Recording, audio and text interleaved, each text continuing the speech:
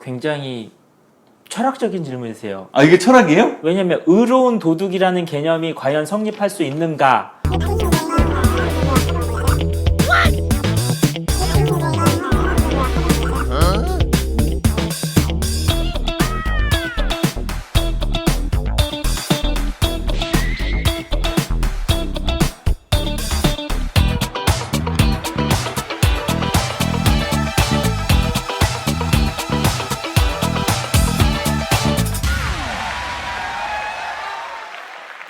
안녕하세요. 대한민국 천주교 평신도 궁금이 대표 최은호 마르첼리노입니다. 오늘 질문 명쾌하게 풀어주실 진슬기 토마스 아퀴나스 신부님이십니다. 우리 신자들의 궁금증을 좀 풀어드리길 바라면서 첫 번째 질문을 한번 해보겠습니다. 네. 신부님, 홍길동이나 수호지에 나오는 도적들을 의롭다고 말할 수 있는 건가요? 의적이라는 표현이 있는데 어떻게 봐야 되는 걸까요? 라고 질문을 해주셨어요. 굉장히 철학적인 질문이세요. 아, 이게 철학이에요? 왜냐면 의로운 도둑이라는 개념이 과연 성립할 수 있는가라는 얘기잖아요. 의롭다라는 거는 굉장히 긍정적이고 소위 말하면 합법적인 건데 네. 도둑이라는 거는 그 개념 자체로 불법적인 거잖아요. 그쵸, 도둑이라는 자체가. 근데 의로운 도둑이라는 개념이 성립할 수 있는가라는 질문인 거잖아요. 네네. 마치 따뜻한 아이스 아메리카노가 가능할 것인가 라고 할 수 있는데 따뜻한 아이스 아메리카노는 불가능하지만 의적이라는 개념은 가능할 수도 있다. 가능할 수도 있다. 대신에 좀 설명이 많이 들어가야 될 것 같아요. 이를테면 굳이 어렵게 길게 가지 말고 이렇게 생각해 보시면 될 것 같아요.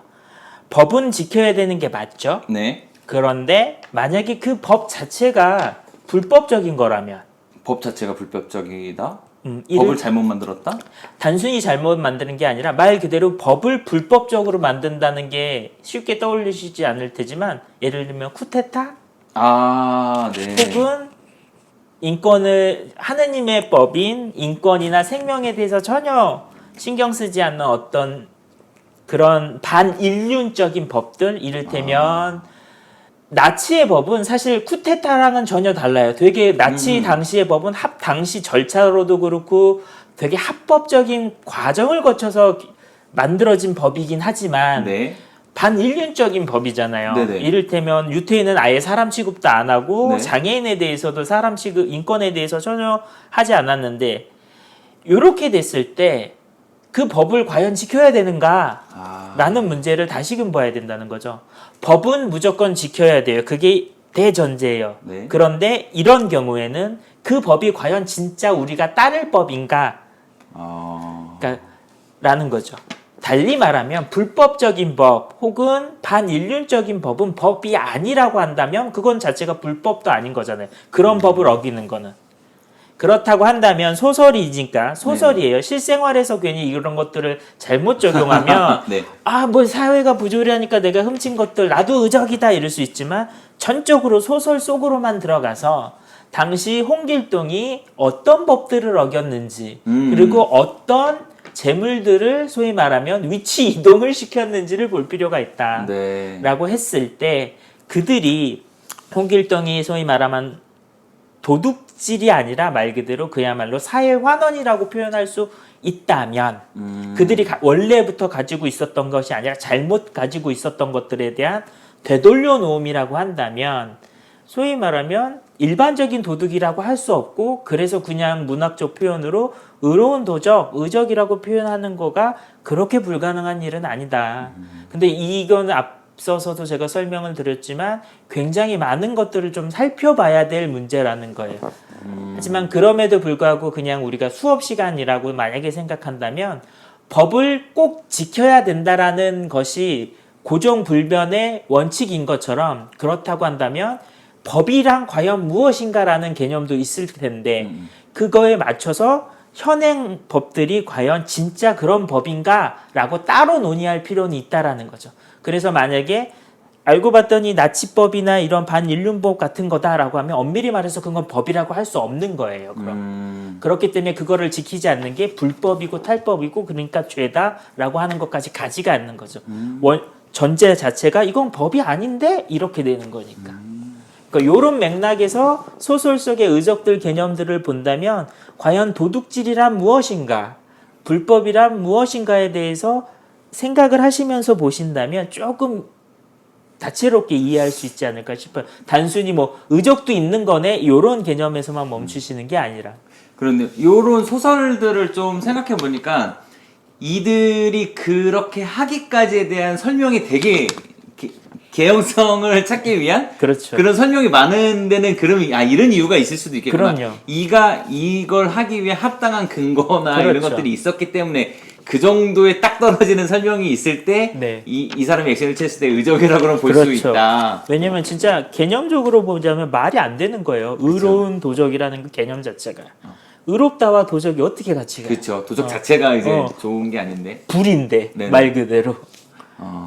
하지만 뭐 그렇게 확실한 개연성이 있다라면 또 그 또한도 그러니까 그거는 의적이라고 표현은 했지만 사실은 다른 거예요. 도둑이라고 하면 안 되지. 그것도 그건. 도둑이라고 하면 안 되죠. 오히려 그러면 의로운 뭐 사회사업가 굳이 말한다. 그러니까 용어를 합쳐서 하다 보니까 얘네가 모순되는 속성을 갖고 있었던 걸로 봐야 되겠네요. 그리고 우리의 현실이 사실은 그렇게 되게 뭔가가 중첩되어 있는 게 사실이기도 하다. 그렇죠. 딱딱 이론처럼 딱딱 끊어지는 게 아니라. 그렇네요. 그래서 늘 깨어 있어야 되는 것도 아마 그런 거가 아닐까 싶어요.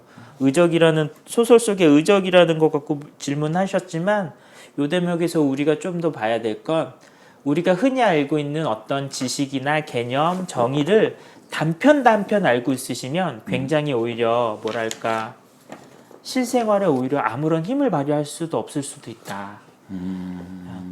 그것들을 좀 더 폭넓게. 법은 당연히 어기면 안 되죠. 그거를 바꾸자는 얘기 아니잖아요. 근데 그 법이 이상하네? 법이라고 이름표를 달고는 나와 있지만 그 법이 이름표를 달고 있는 그게 이상하다라는 것도 볼 줄 아셔야죠. 그럼. 왜냐면 법이라고 할 수 있는 것들에 대해서도 사실은 전제 조건이나 필수 요건들이 있을 건데 그런 것들을 갖추지 못하면서도 법인내할 수도 있는 거잖아요. 그렇죠. 그러니까 그런 것들까지도 보셔야죠. 도둑 그 자체는 그 자체로 네네네네. 불의한 사람인 거잖아요. 네, 근데 거기에 어떻게 의로움이라는 게 들을 수가 있냐라고 했을 때 과연 사실은 엄밀히 말해서 그 사람을 도둑이라고 규정하는 게 과연 옳으냐부터를 그렇죠. 돌아봐야 되고 그거를 보기 위해서는 그렇게 규정하고 있었던 당시 규칙들을 봐야 되는데 규칙이라고 했을 때 규칙이라는 건 암묵적으로 다 우리가 따라야 되는 건데 법이라는 건 그러기 위해서는 갖춰야 될 요건들이 또 있는 거 아니냐. 근데 그 요건들을 과연 갖춘 규칙과 법들이었는가를 같이 보셔야 된다라는 거죠. 그러니까 요 하나를 보기 두 개의 합성어를 위해서는 여기에 펼쳐져 있는 모든 것들을 다 같이 봤을 때 두 개의 합성어를 이해할 수도 있다. 그렇죠. 이런 내용이네요. 네. 요 생각들을 많이 해보시는 게 좋을 것 같아요. 저는 이런 궁금증이 참 좋은 것 같아요. 네. 참고로 제가 철학과입니다. 그래서 시부님이 저는 이게 이 모순되는 언어를 막 이렇게 할 때 이렇게까지 생각을 할 수 있구나. 이 짧은 단어를 가지고도 이런 생각이 났었는데 좋습니다. 어쨌든 요 내용은 이렇게 같이 또 생각을 해보는 걸로 하고 네. 이게 바로 두 번째로 왔네요. 네. 자, 신부님 안녕하세요. 천주교의 4대 교리 성모님에 대한 4대 교리에 대해 생각해 보다가 든 궁금증인데요. 우리나라의 4대 교리는 모두 한자 4글자로 정리되어 있잖아요. 외국에도 이렇게 4대 교리가 있는지 있다면 내용이 궁금합니다. 그리고 왜 4글자로 정리하나요? 십계명이나 사도신경은 글자 수를 통일하지 않는데 네. 그리고 또 이런 메시지도 했네요. 동방학사 화이팅 잘 보고 있습니다. 네, 화이팅. 하트뿅. 감사합니다. 여러분들의 구독과 좋아요는 이 사람을 힘쓰게 합니다. 접니다.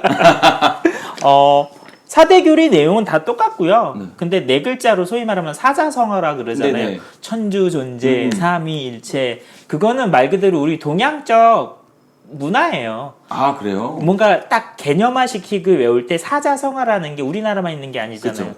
이게 산자를 쓰는 나라에서 있는 건데 그렇게 딱 정했을 때 외우기도 쉽고 기억하기가 쉬우니까 그렇게 만드는 노력을 한 거지. 당연히 그렇게 치려면 이제 서양에는 한자 자체가 없으니까 이렇게 4글자로 맞추고 이런 건 없겠죠. 4대 교리의 그 천주 존재, 요런 삼선벌화, 삼위일체, 강생구소. 강생구소 그런 것들이 어쩌다가 보니까 그렇게 딱딱 된 걸 수도 있지만 한자가 참 요긴한 게 되게 풀어서 말하면 길어지는 거를 딱 함축적으로 네 글자로 합쳐주니까 머리에 쏙쏙 들어오죠. 개념화 시킬 때. 그래서 그렇게 한 거지 꼭 요렇게 말마디 그 자체를 외국의 언어에도 있어서 설명하거나 그런 건 아니다.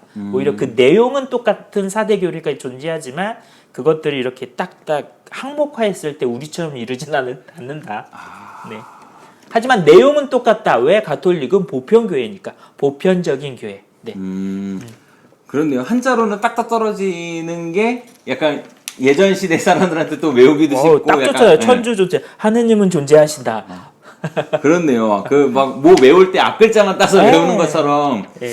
하긴 근데 이제 외국에는 네 글자로 딱 떨어지진 네. 않지만 어쨌든 교리 내용은 4대 똑같다. 교리는 똑같다. 네. 핵심으로 기억해야 되는 교리라는 게 네 가지가 있는 건 똑같다.